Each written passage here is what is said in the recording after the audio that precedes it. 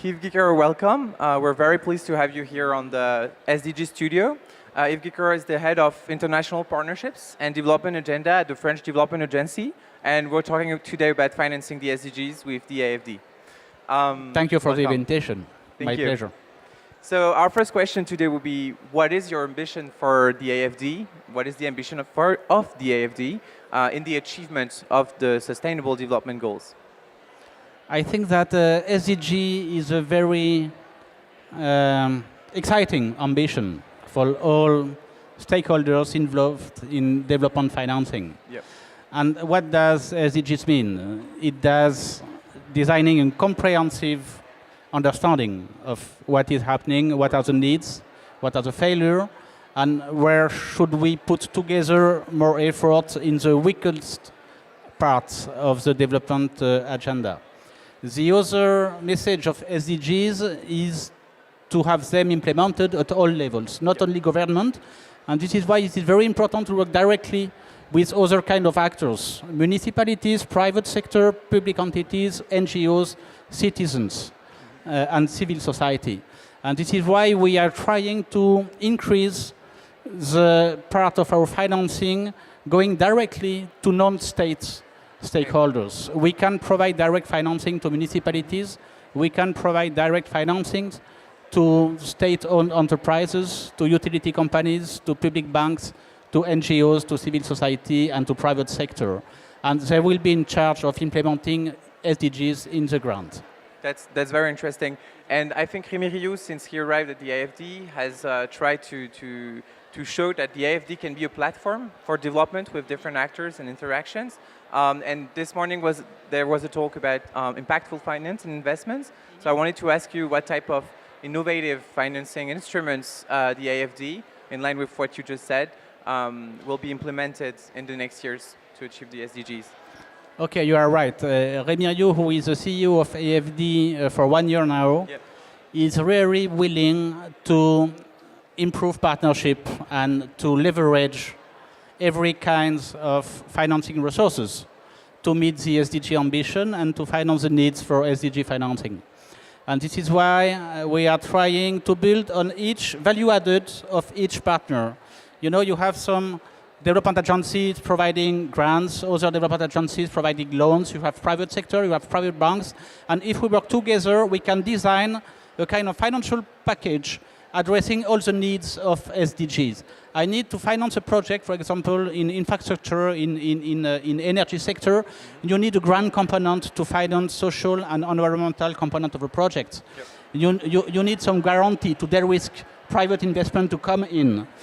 You need loans from public banks to scale up financing and to meet the volume of needed investment needed for SDG.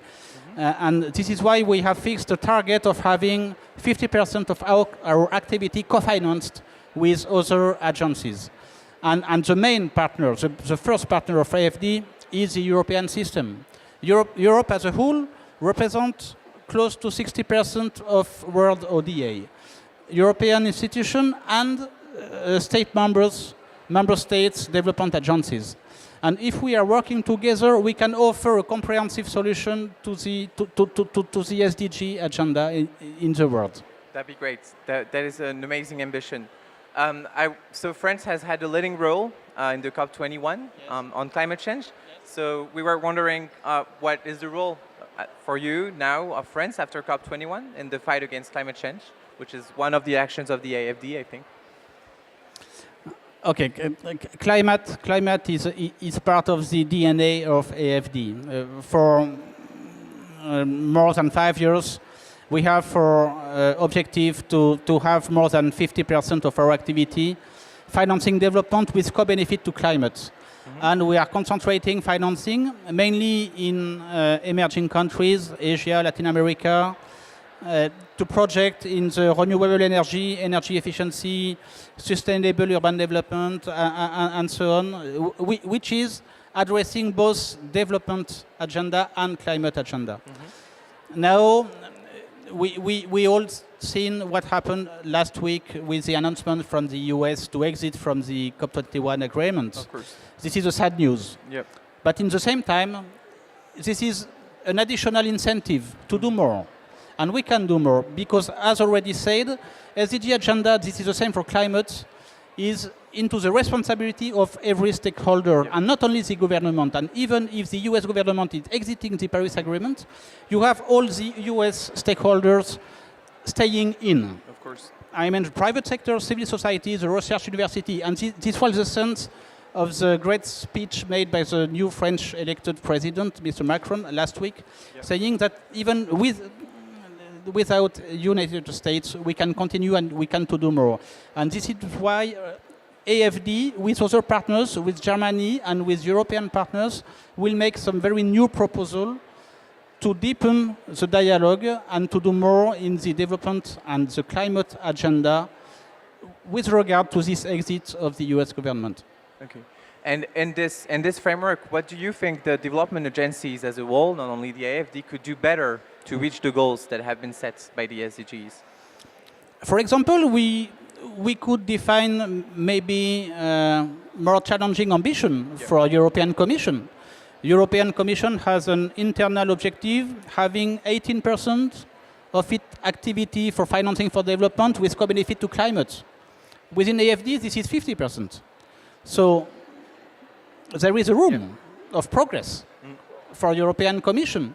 And if we work together, you know, European Commission can offer some very innovative instruments. This was the sense of your second question. Yep. The European Commission can provide blending facilities, investment facilities, guarantee mechanism, and this can leverage other kind of resources with other European member state development agencies, coalition of actors to finance projects for development, but with co-benefit for climate. So we can deepen the dialogue with the European Commission and define new objectives. We had this example of defining maybe more ambitious objectives within the European Commission. We could propose to every country in the developing world engage in NDC program to put in place some budgetary support provided by the European Commission and the other European partners with a set of technical assistance, expertise, supporting government to define such policies, implementing the NDC commitment of each developing countries. That's very interesting. Thank you.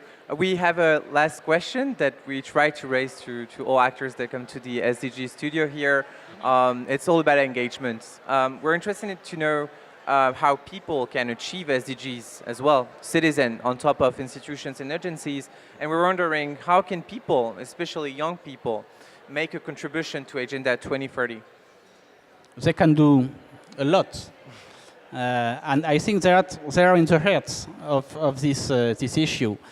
And what is the main challenge? This is what you are just doing currently here during the EDDs. Education for development.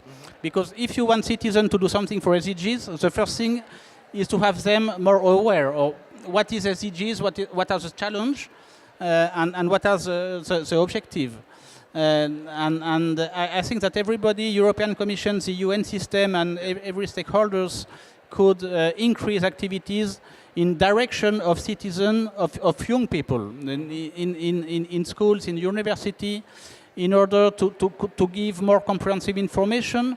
What are the challenges? What does it mean, SDG? SDGs, you have a social pillar, economic pillar, environmental pillar. You have cross-cutting objective with governance, reducing inequalities, leaving no one behind, and so on. And you need to carry this message and to educate people.